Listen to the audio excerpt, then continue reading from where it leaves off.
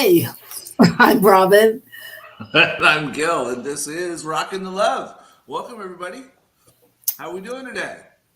We are so excited to be here with you today that it's March. Can you believe Yep. it? We've marched forward into the first week of March 2024.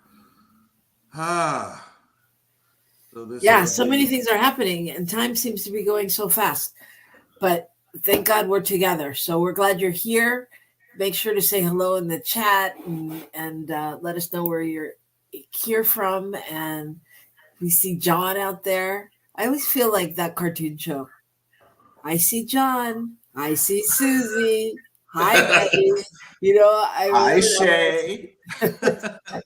Hi, Shay. Welcome. Good to see you there. We are so excited today because we have a very special guest, don't we? We do. We absolutely do.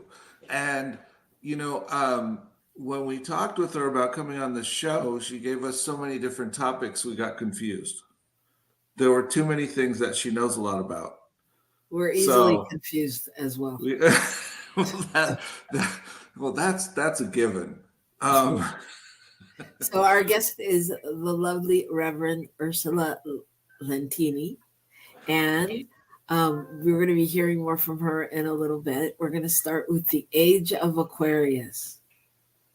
I'm leaving blank space because I know everybody's singing along. well, I think we had women in the age of Aquarius. Is that right?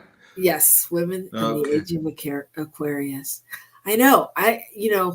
Yeah. Okay, that's a whole different topic, but I don't even know really what the age of Aquarius is. I mean, I do a little bit because I looked it up, but other than, having sung that song all my life, harmony and understanding, right? I Yep. don't Yeah. I don't know. Yeah. Well, So we're going to learn a little bit more today, I suspect, and why it's important and what it means to the world and what it means to our relationships, how we all get along with one another. Because that's absolutely. what we're here to talk about. We talk about relationships every week here on Rockin' the Love. And do you want to give our disclaimer? But Okay, I'll give it. We're a married couple, and you might witness that at some point. Um, so, right I, about now, because I'm doing everything in my power not to talk about how your hair's sticking out on one side. Like, what's up with that?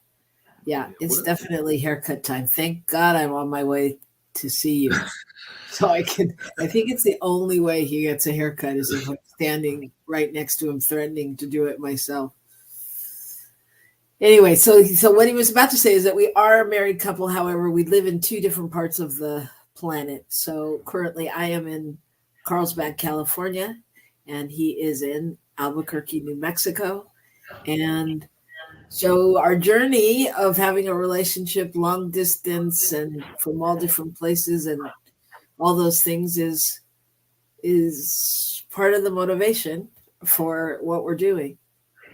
you know, we started long distance, and then We we did. find ourselves 20 plus years in long distance. So it's kind of an interesting movement in terms of being in relationship and how that works and how it shifts and changes over time and how you learn about one another. So anyway, But basically that's the whole premise of the show is that we're always in relationship to everything and everyone. And so it's a constant journey what we learn about each other and about relating. yeah, I sat with someone just the other day and um, realized that I was really struggling with my relationship with myself. So, I mean, there's no escaping it. You can't cut everyone else out and pretend that you don't have to deal with relationship.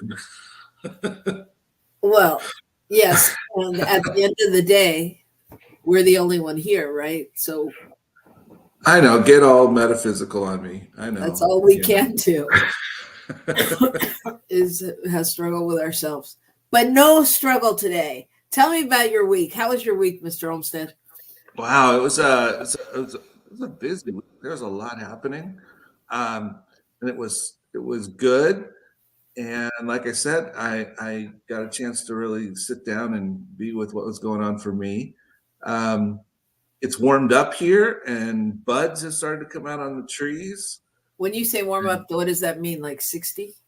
Yeah, we've hit 70, as high as 70, but it's more like today it's like low 60s or 50s. But we did have big buds starting to come out on the trees. I went to an opera. I haven't been to an opera in I don't know how long. I went to one this last week.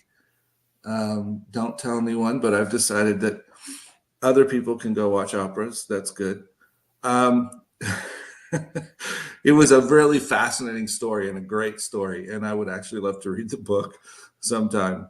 I just somehow don't relate to the how operas are translated to people, how the information is given to us through an opera. Doesn't I like movies, I like books, I like things, but they're harder for me to grasp. You like musicals too. I like me. I could, yeah, a lot of musicals I like too. Yeah, it's just something, I don't know if it's because, when I was in like third grade, I had to go to the Mark Tape Perform and see Hansel and Gretel. I don't really know what it's from, but did you do that? Did they take you there? Yeah. Oh, I didn't see Hansel and Gretel though, but yeah, I saw Carmen. Which really? Opera. Yeah. Oh my gosh. No, we saw the kids thing. No. Yeah. All right. Well, so anyway, so there was that. And what else? Anything else exciting? Just we had special friend, Reverend Dr. David Alexander was in town and actually was blessed our center with his message on Sunday. And the fun part about that was people really appreciated it. The funny part is we've really been working on getting our service at our center kind of chunked down to where it really works. Yeah, streamlined in part because there's another service later. And so we have to honor time. And so the most common comment about Reverend David was, yeah, he ran overtime, but he was worth it. Well, that's good from your congregation because they don't like long things, but that's great. Yeah, so that was kind of funny. So anyway, so what's up? What's happening? I know you and I are trying to figure out timing and visits and all that this week. We've been working on that. What are you up to? Working on that, and I feel, I love to travel. You know that.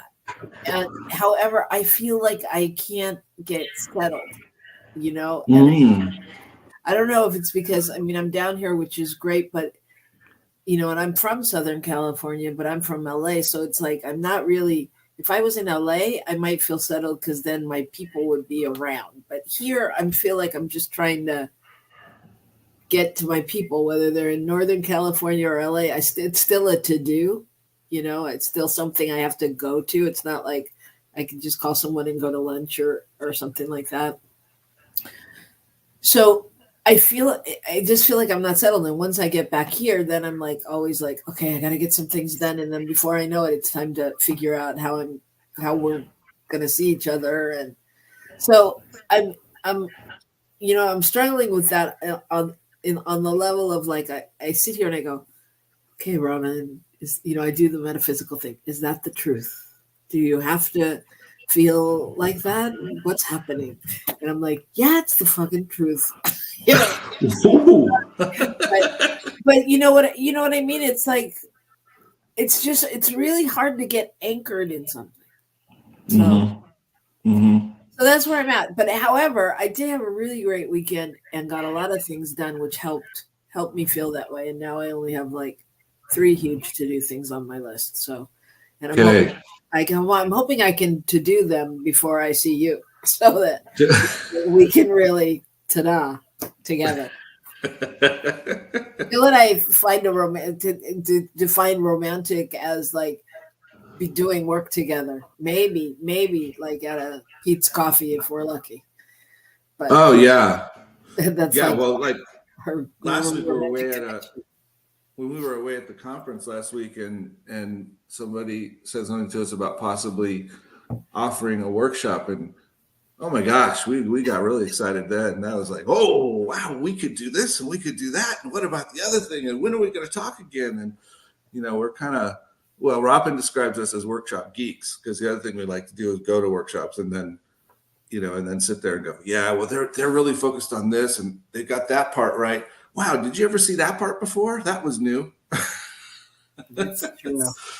It's true. All right. So that's our week. That's so great. And now it's time for the good news. And this is our segment where we tell good news, because it's so easy to. Oh, there's Gil's hand. Hi. Oh, Michael Mangus, producer Michael Mangus, help me, brother, help me. Oh, at least sit back there and pray for him. I can't take it. We're trying to train him to be camera ready, but he keeps putting his hand in the camera. All right. So it's time for the good news. And the good news is where we talk about what's good in the world, because there's so many things that people can focus on that aren't working, and yet there's so much beauty and grace and love happening. So what do you got for us this week, Gil? Wow. Well, I found something really quite fascinating. There are these ancient, if you will, metal discs called Islamic astrolabes. Astrolabe. I don't know how they pronounce it, but it's astro, Labe. And the thing that's really fascinating is these things trace back to around the 11th century. But they found some of them, and they have Aramaic writing, and they have Hebrew writing and inscriptions, and they have various other things on them. And the discs were used for all kinds of things in terms of predicting astrological things, for helping to keep the 5 points of prayer, 5 times of prayer for Islamic people on task, if you will, so they could tell where they were each day. Just really fascinating. It's like it refers to it as the smartphone of the time, that it just did so many different things.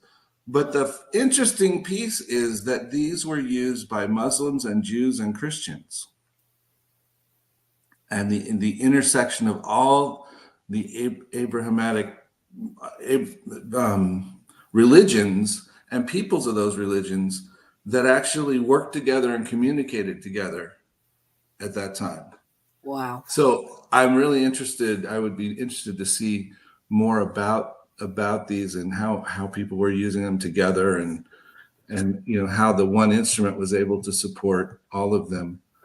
And I just think about our world today and some of the stuff going on, and it reminds us that it doesn't have to be that way, and it hasn't always, quote, been that way. That there are ways for us to get along and work together, and we've done it and proven it. Yeah. So, there's the picture. Thank you. Yeah. Pretty cool. Very cool. That's very cool. Well, my good news story I decided to do in honor of National Women's Month, a story about women. And this is about how researchers have discovered a gender gap between men and women when it comes to working out. And it favors women who are not, who normally don't exercise as often as men.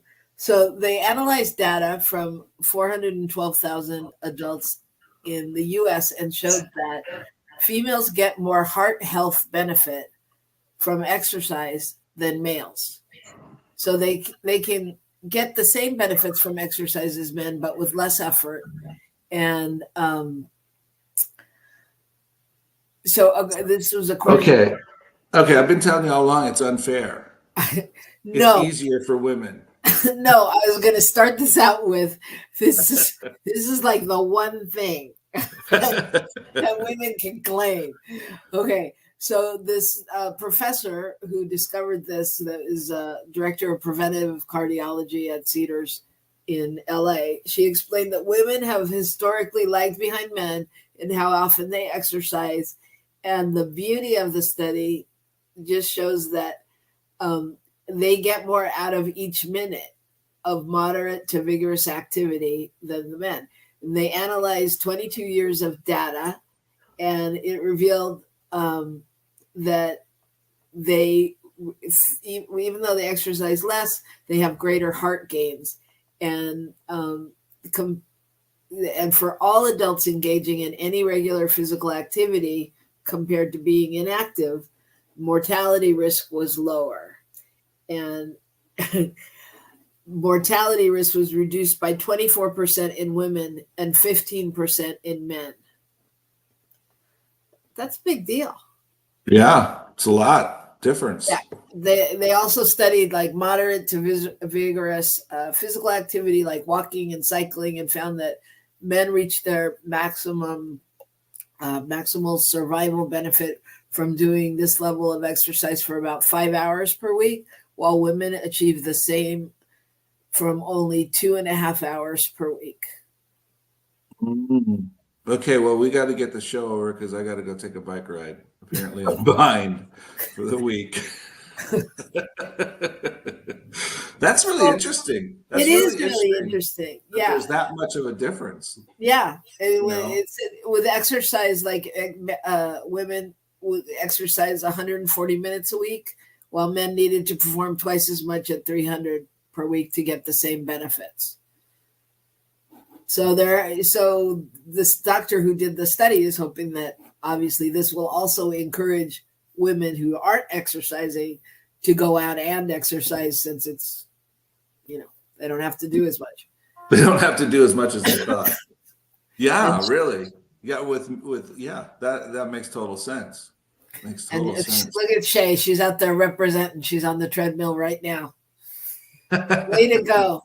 And now you can get off earlier if you want. Because you don't have to hang in there the whole way through. So that's great. So that's super great. So I just thought I'd share that with you. That is our good news of the week. So we're going to take a little break and allow you to get whatever you need to sit down and enjoy our upcoming guests, and be right back here on New Thought Media Network.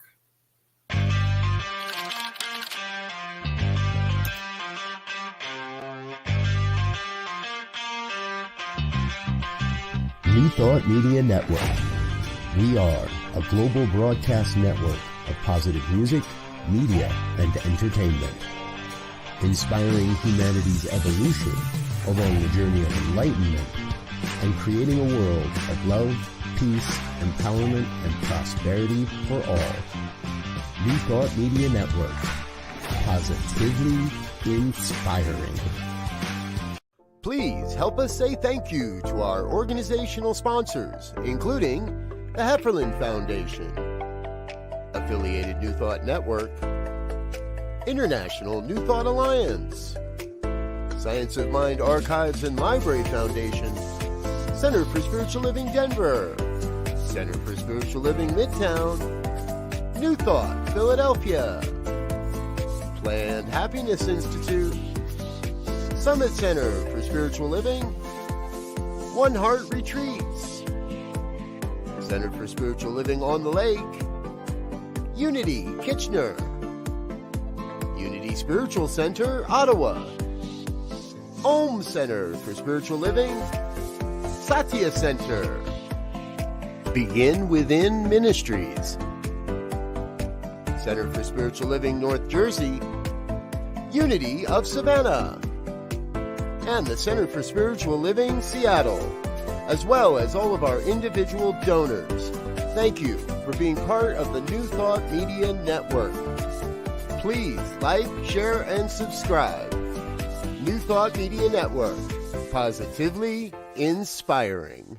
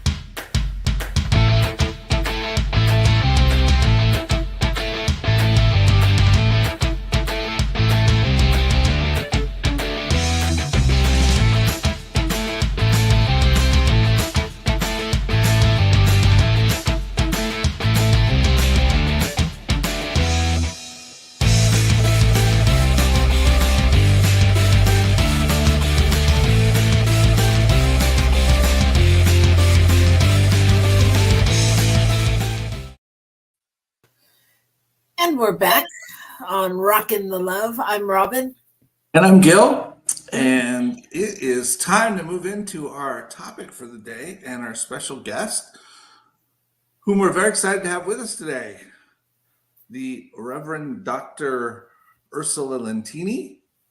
Thank you for joining us today. She is, wow. You're muted. Oh, she is muted. There she goes. Yeah, there's so many things that I discovered that you do. And I was like, wow, look at all that. Very accomplished. It's all right. You've been busy. Yeah. So, full disclosure, Ursula and I met 15 years ago. Is that what we decided? That's what My Robyn gosh. is now, yeah. Yeah, we worked together with some high school youth, and that was like a whole lifetime ago, I think. So I'm excited to hear about what you've been doing and what's going on, and to hear about this topic that's so pertinent today about women, that we're entering into the month of Women's Month. So we're talking about women in the age of Aquarius. That's right. That's right. So we were talking a little pre-show, like, what is the age of Aquarius anyway? And technically, right, we know the song, and like you said, Robyn, everybody just wants to sing the song. They knew it was coming, so they prepped, right? So this is I can see you guys have appreciation for rock and roll and the great music on your intros and all of that. It's interesting that we know something's coming through music, because that's a great way to transfer energy, is through sound, right? Genesis, in the beginning was the sound. Age of Aquarius is the beginning of a 2,000-year cycle. So the last cycle was from 1 to 2000, year 1 to year 2000. That was the age of Pisces.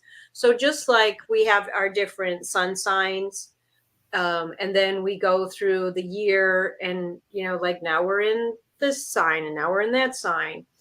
This is a 2000 cycle where now we're in the sign of Aquarius. And I'm not going to do all the astrological, like, and then when the Pluto's and Jupiter, the fourth house is like, I don't know all that. Like, just give me the facts. What does that mean to me? So age of Aquarius basically is the rising of the divine feminine within all of us. Mm. So within women, where the dismantling of the patriarch system is down now. We're so happy it's our turn right now. We get to mess up or do better, whatever is the case. And we're seeing in Europe, there's a lot of women in leadership there that are presidents of the country. There's more women in powerful positions in corporations and leadership and organizations. We're going to see more and more and more of that. And it's not that the men, did a bad job. It's just, it's our turn, and we're going to do things differently. There's never going to be a committee and the women are like, yeah, war. We think war is the answer. Right, Robyn? Like, can you imagine? Yeah, no. Because we're mothers, right? We're compassionate. We know that war means sons and husbands and fathers, and that's not a choice we're going to make. So how are we going to run the world differently through the divine feminine? And for men, it's about finding that balance between the masculine and the feminine within themselves. So it's not like men are going to start curling their hair with, curling irons and wearing makeups, even though that's a trend. But it's going to be more about, how can I lead with compassion? How can I think of other people more? Like being more inclusive, wonder how other people are feeling. How can I slow down? How can I be kinder to myself instead of really hard on my own, self, and things like that. So I think we're going to have more of a gentler approach to living, and more inclusive, and more conversations like, how shall we do this, instead of my way or the highway.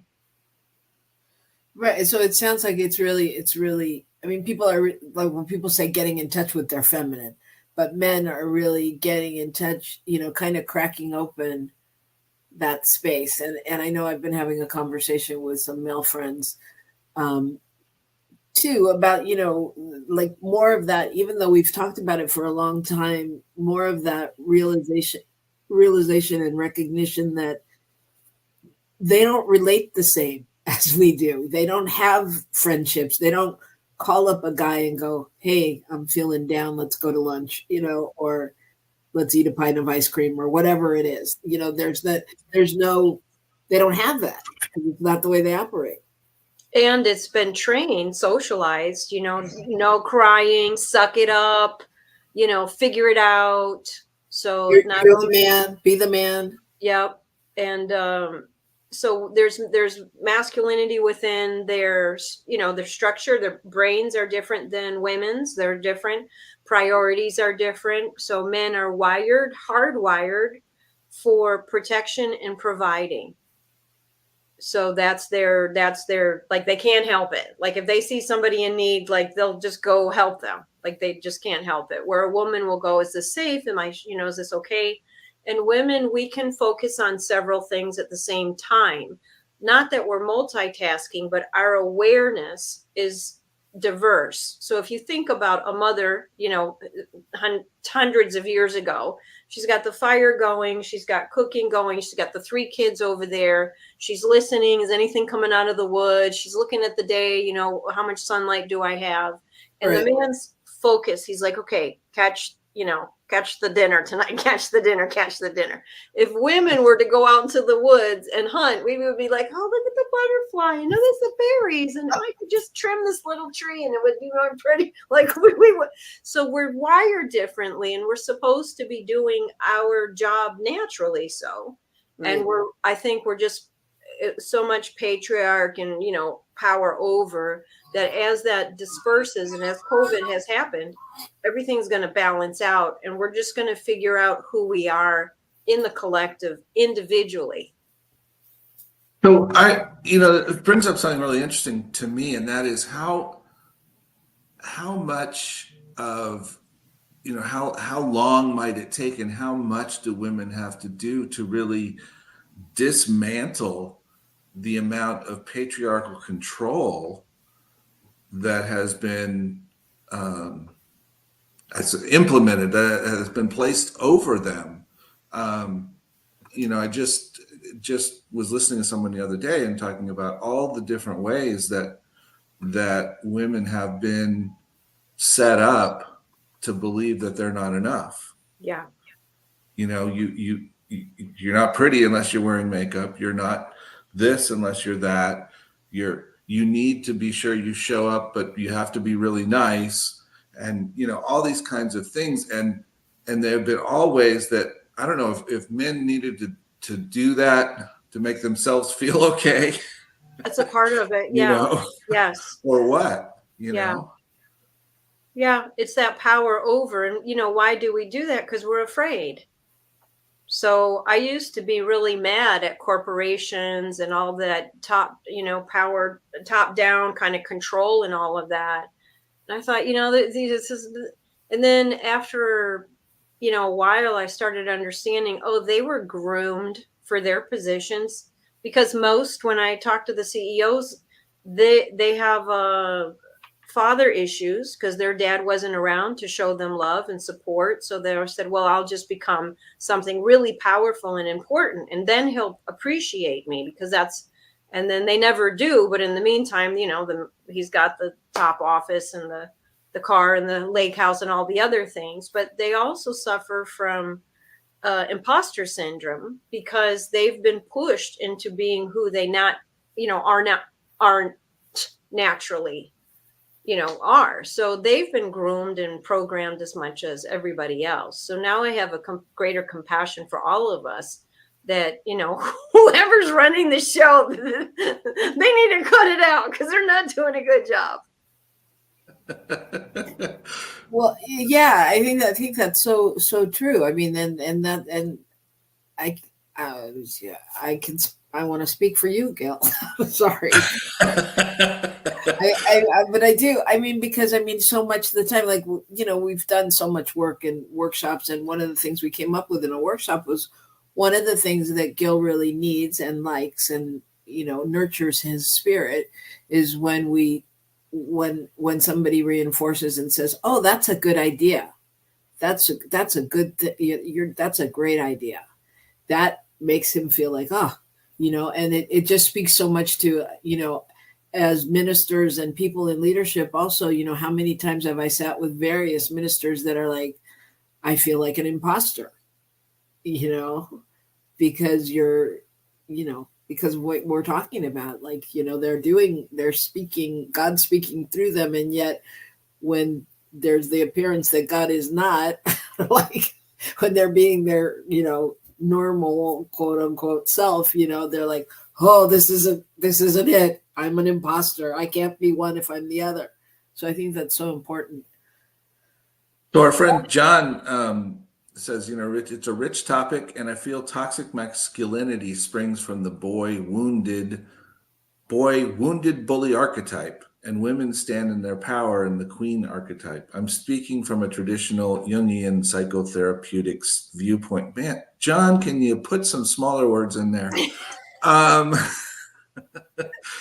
But I think it's really interesting. I mean, because this patriarchal society has, while it has truly, I think, really repressed women and taken away their power and all of that, the other side of it is, I think it did the same thing to men. That's what I'm saying. We've all been messed with, and we're just saying, I'm not doing that anymore. That old movie, I don't remember what it's called, Network or something, where they're yelling out the window, I've had enough. I'm not mad as hell, and I'm not going to take it anymore. Yeah. So I think it's just a part of the age of Aquarius, right? It's a cycle. It's a cycle. Just like people, we're a certain age right now. So things that were important to us 20 years ago, like, who cares? So in my maturity, I'm understanding that compassion and connection are really more important than, showing off or proving or whatever. It's just calming down, and we're really connecting. And I think this whole pandemic deal, even though, I don't trust like where it came from and all that stuff, I see that the backfire is everybody slowed down. Everybody got true to themselves. Everybody started understanding like, hey, I don't want to work for the man anymore. I want to work for myself, and I want to be in charge of my life. And life is precious and life is short. How come I'm wasting it, working? Like, when's the last time I really felt happy? So I think the COVID and pandemic and, go to your room, like go live in your house and stay there for a while.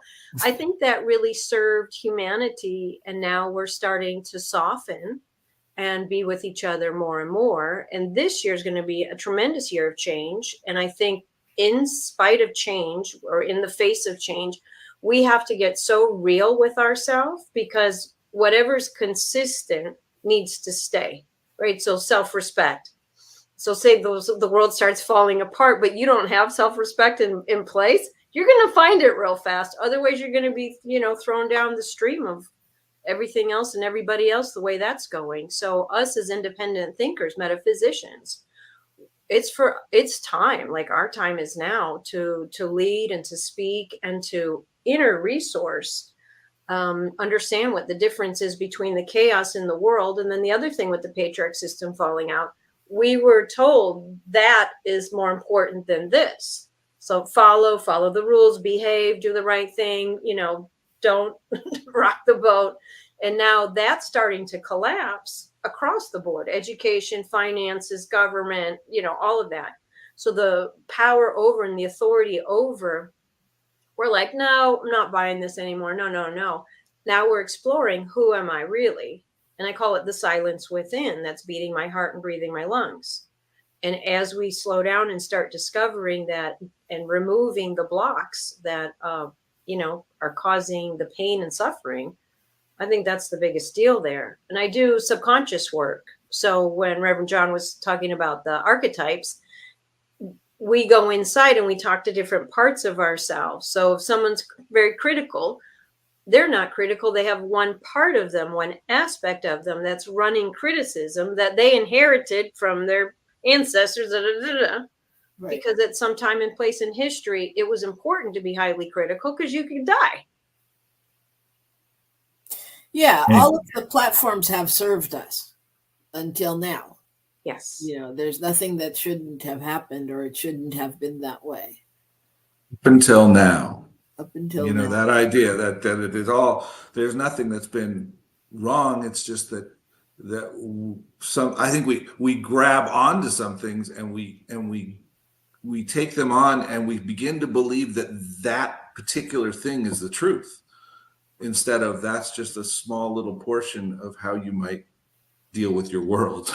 Yeah. You know, and so yeah, and yes, it's all been pointing outwards. You know, how do we deal with all the things that are outside of us? How do we make everyone happy out there? How do we do that? You know, and when you were talking about the pandemic, and I was thinking, you know, people were like, yeah, I want to work for myself and stuff, and people were also even just like, you know, I don't have to spend half my day commuting to work. I could just work for you and get the job done here. You know, and not even having to go to taking it on for themselves. It was just I can create space in my life in a whole new way. So, you know, thinking about that, and as women are moving forward and taking on more roles, and we just witnessed that at the Centers for Spiritual Living conference, having the 3 top positions in the whole organization held by women. See. And them creating collaboration, and having an intention that was, for lack of better, softer and gentler, and attempting to be more inclusive. Not that anyone else wasn't, but I think on the backs of everything that's happened, they're moving into this new place, and we're all beginning to understand it and receive it.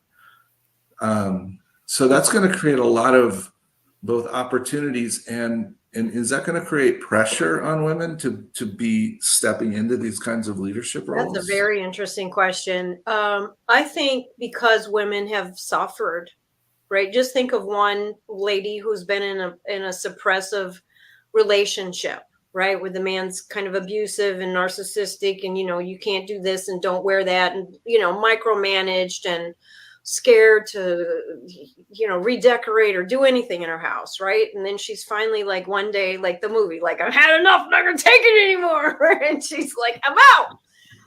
It's terrifying because we've been, like Robyn was saying, so conditioned, right? And so programmed to be the good and the thing and the fit and the whatever, that we bought into that, and we were passionate about it. And we were like, okay, I'm being a great mom, and I'm being a great wife, and I'm, you know, keeping the house clean, and I'm doing all the things, and I'm doing it. I'm, you know, really good at it.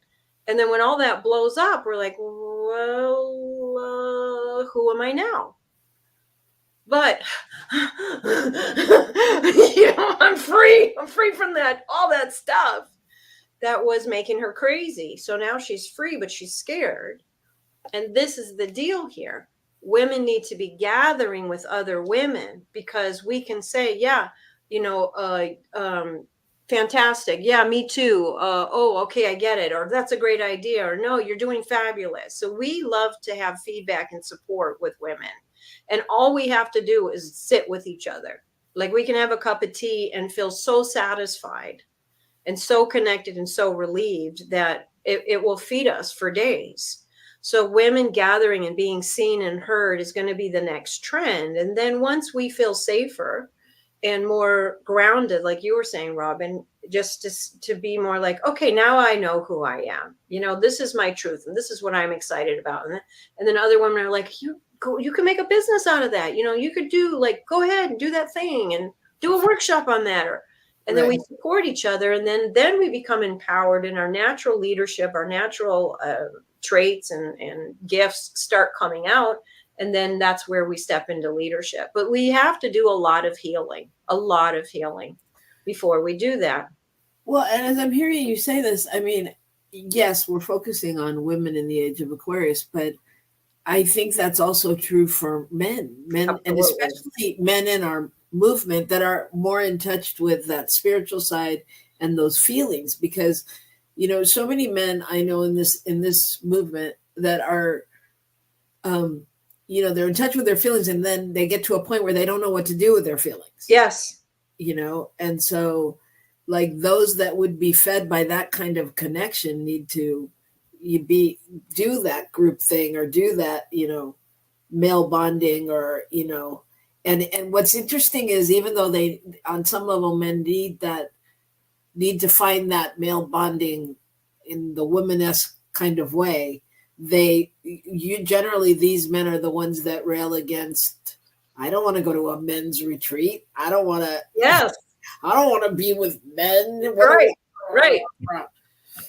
So it's really, I mean, it's like you have to be willing to let go of something. Yes. Yes. And just like us having our identity, in the things that we were doing good, men also have their identity. Like, I know how to be the boss and I know how to shut down my feelings. And I know, but that's not working for them either, because there's a lot of alcoholism and, just checking out, and everybody's on prescription and all of that stuff. And those are coping mechanisms. They're not socializing. Right? Everyone says like, oh, it's social. No, everybody's coping. Like if you go to any kind of restaurant or any social, a party or whatever, everybody's got a drink in their hand. And I'm like, because we all feel insecure and vulnerable, and we don't want to be judged and kicked out and made fun of and all the childhood stuff that happens. So we think we'll just drink this magic potion and it'll all go away. Yeah. Well, doesn't it? Anyway.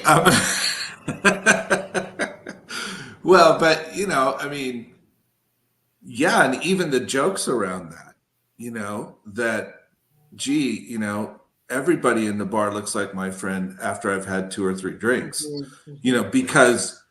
because the whole idea of those things that we use to cope is they help us just block out whatever it is that is making us afraid somehow. We somehow see over it, or it no longer matters to us or whatever, and so suddenly we're not as afraid to approach someone we don't know. We're not as concerned about what they're going to think about us. We're not as and so the shift is, how do we move to that same place, if you will, without having to cope, but actually being fully ourselves. Right. I mean, for me, I'll send all people to AA programs, because they start conversations that they wouldn't have had, in a sober environment. So when we can sincerely and vulnerably talk to each other like us right now, we're having a sincere, open conversation, and we already know we're going to like each other and support each other, right? Because otherwise you wouldn't have invited me here. So we create safe spaces. And I think when men get together with men, all they have to do is like, hey, we're going to, a group of guys are going to get together, and the best way is to do projects. Because then they work together, they feel like they're connecting, and, who's the alpha? Okay, I'm good at this, and I'll do that part, and you do that part. And then after that, they can relax and start having some sincere conversation. So for me, men doing activity is the way they bond, where for women, all we need to do is sit and be with each other, and, think magic just happens by itself. But I think if men could do service projects or whatever, and then sit down and start having some fireside chats, even if they have a beer in their hands, at least they'll be like, okay, well, let's just be together. Right. And then men, when they do get together, they're not all like, oh, look at big, they're like, oh, I'm really suffering. I don't know what to do about my kids. And, and then this heart stuff starts happening, and then they have a real conversation. And that's where the men need to also be, because then when couples get together, gay, straight, whatever, we become more of ourselves to our partner. Right. John says, that's the work I'm doing now, and I'd love to see a CSL men's group online for the book Iron John and many others. I'm working on empowering my true king archetype, which was not awakened from my birth father, as my masculine rite of passage.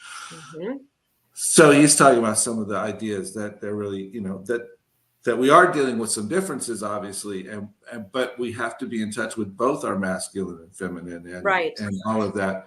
something really interesting since I've arrived here in Albuquerque, been here almost 2 years now, is that I've observed that there are multiple men's groups Good. in our area that different people are a part of, and et cetera. And the thing that's happened is a women's group started at the center with some women, and it has just taken on a whole life of its own. Yes. But the men have already plugged into these various men's groups around town that are, outside, quote, outside the center. Mm-hmm. And it's just very interesting, though, the women have like just gone, yes, this is what we need. Yes. Yeah, I've had the same experience in Oakland. The women's group that started just is flourishing. It's huge. Yeah, people want to connect, and I think so much after COVID too. Yes, it's a good thing. I have always been a non-participant in all women things because I was like, I don't want to be with just women. I mean, I want, like when I was a kid, I would be like, I don't want to hang out with girls. All they do is talk about boys. I'd rather be playing sports with the boys and talking about sports. So I've always been like, kind of whatever at a women's group, but I get it. I mean, I get it. I think it's a great time. And what really, it feels like I think it's interesting that the Age of Aquarius started during the pandemic, right? Yes. It's like no mistakes there, right? To ease us. Yeah, it's perfect timing. And Robyn, the joke on you is you're doing a woman's show. Yes, I am. But it's not exclusive. It's Girls Behaving Metaphysically, which will be starting here on the network April 2nd. And we did it before. We're coming back. But yeah, it's just really that everything is metaphysical, Total. Like, because people are like, when they say, how can you do that and be spiritual? How could you do that at a church? How could you stop? Anyway, I just wanted to acknowledge that Shay said, no more booze here. It's an entirely new experience of authenticity. And what I've heard a lot lately is a lot of people are stopping drinking. Yes, I've heard it too. I mean, I've seen my friends on Facebook are like on day 82 and blah, blah, blah. And, I was like, damn, I just started drinking. I didn't drink like for my whole life. I was like, damn, this was fun for a minute. But anyway, I think it's really interesting though that people are really connecting with their place of wanting to be, sober and present for their life. Yeah. And back to these coping mechanisms. So in the healing work I do, it's called internal family systems and parts work, and very much like the archetypes. And just to shout out with the Iron John, that stuff is incredible men's work. So if you ever come across the books, all of that stuff, because men are designed, wired differently. Women are wired differently. And when we start understanding our wiring, then we can be like, oh, that's natural for me, to be like this in this situation. Then we can feel more comfortable about who we are. And then the people who are non-binary also need to be with people who are like them so they can understand, like, hey, I was wired with all this, stuff going on, and I don't fit in that category, don't fit in that category. But it's a hybrid of both categories, but it might be more masculine or more feminine, or, in the way I dress is this, and but there was that. So that's why people are trying to define, who they are when they're non-binary, because there's like 5 or 6 different ways of defining yourself. Right. What we're trying to do as a society is say, who am I? The age-old question, who am I and why am I here? Like, we're always changing, and there's going to be more change, and the change is going to be more rapid. So the more we understand the essence of who we are, that's not going to change, right? I'm a child of God, or, the silence within, or I'm God expressed as Ursula, as Robyn, as Gail. So when that, like, the one thing that I do know for sure, right? Because Oprah would ask that, like, what do you know for sure? So we hang on to the one thing, and then all the chaos and pandemic and pandemonium can take place, but we still are very solid in our faith, our religion, our family, like whatever's really important to each individual. Right. Can I talk about Supriya for a second here? Yeah, you can. Okay. So as we settle down and become sober and just be more honest and sincere with ourselves, because like you guys were saying, you have a relationship with yourself. That's the work that I do, is help people get a better relationship with themselves. We will go into drugs and alcohol. We will go into workaholism. We will go into controlling other people, feeling powerful. And then also anxiety and depression. So you got the behavior, and then you got the emotions. So why are people so anxious? Why do they follow depression? And, you know, they just get stuck in those loops, is because down inside there was some kind of trauma. And Supriya is an organization that helps people that have had sexual trauma, and they offer free services online. They have groups that meet and retreats that you can go on online, like a 4-hour retreat. And then they have retreats that they're going to start bringing around to different cities. So they're calling it like a mobile retreat. And that is the deepest work that we can do, is heal our wounds, our deepest wounds, because we're living from them. Yes. And we don't realize that. So we can stop living from them. We can stop all the addiction and the chaos and the, you know, all of the confusion, and just go deep inside and heal that specific wound. Even if it's something that happened once, it doesn't even have to be like, you know, 2 years of this. No, one little incident can alter our purity and who we know ourselves to be, because then we think, oh, you know, I'm just my body, and oh, you know, no one asked me, and oh, I've been violated, and oh, you know, I must be subhuman because, you know, they just took advantage of, they didn't respect me as a divine essence of a pure, innocent being, right? So that happens age 3, 4, and it's common. And all of that is really a way to free ourselves and liberate ourselves from being our true self of who we really were meant to be, who we're really designed to be, who are really can be courageous to say, you know, I'm going to do this thing, and it's inside of me and it wants to come out, instead of like, no, it's not safe and I'm not okay, and the way we bury ourselves. So I just wanted to put that out there and let everybody know that that's a resource that's very, very helpful.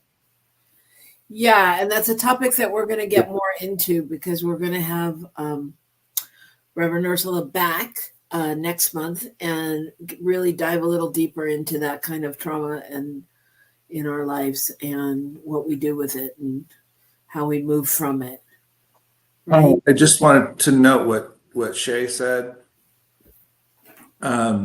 She said, I did all of that. Now I'm allowing the trauma to be healed instead of suppressing it. It's rough and it's also working. I love myself now. And I think what I hear from that is that, as you said, Ursula, we end up, we always say it's where we're coming from. Yeah. You know, are we coming from love? Are we coming from this? And if we're coming from our wounds and not being able to love ourselves, then that's not going to be, that's not going to show up the way we want it to in the world. You know, and it's not going to make us feel as if we are being all we want to be. Yeah. You know? Because we know somewhere deep inside we're like these amazing people. And then the people who love us, right? Like the people you love, think about the people you love. You're like, they're in there. Like they're right in there. It's not so far away. You know, why don't they just, and then, you know, it's all this healing. And I want to point out, Shay also said, you know, I'm not boozing anymore. So see, they go hand in hand, because once we put down the device or the obstacle or the, you know, whatever it is that covers it up. Yeah, we put that down. Whoop, there it comes. Yeah, and it doesn't have to be alcohol. It can be food. It can be work, addiction. It can be work. It can be any devices. Yeah, anything. Yeah. Yeah. Yeah, well, that's beautiful. That's beautiful. And thank you so much for being here. I, you know, John said somewhere in there, he said, welcome, and you are awesome, and you are awesome. You are so awesome. I have to tell y'all, I saw her on YouTube, and I was like, I love her. She's awesome. And then I like was doing something, and she popped up on my LinkedIn. And we'd actually chatted, and I was like, I even know her, and she's awesome. So I'm so excited to get to sit with you in this time, and I can't wait till you come back. Thank you. Me too. I really enjoy you guys. I feel like you're family to me. Yeah, I do too. It's so funny because I said to Gil, "Do you know her?" He's like, "Oh yeah, I know her." And he did the same thing like you, but it wasn't like, "Wait, let me think," which is unusual for him because maybe I know her. But he was like, "Yeah, I know her." I was like, "So yeah, we're definitely connected," and I'm so glad to be here with you today. And I just want to comment. I think that all of us represent that idea of continuing to find our way. Yes. You know, we're all continuing to find our way, and we intersect with different people, and all this stuff happens, and we continue to grow. Yes. And Like so that's saying, you know, we're walking each other home. Right. Yeah. Yeah. All right, everybody. So just remember that we're walking each other home, and do it with love. So rock the love this week, y'all, and we'll see you next week. Thank you, everybody.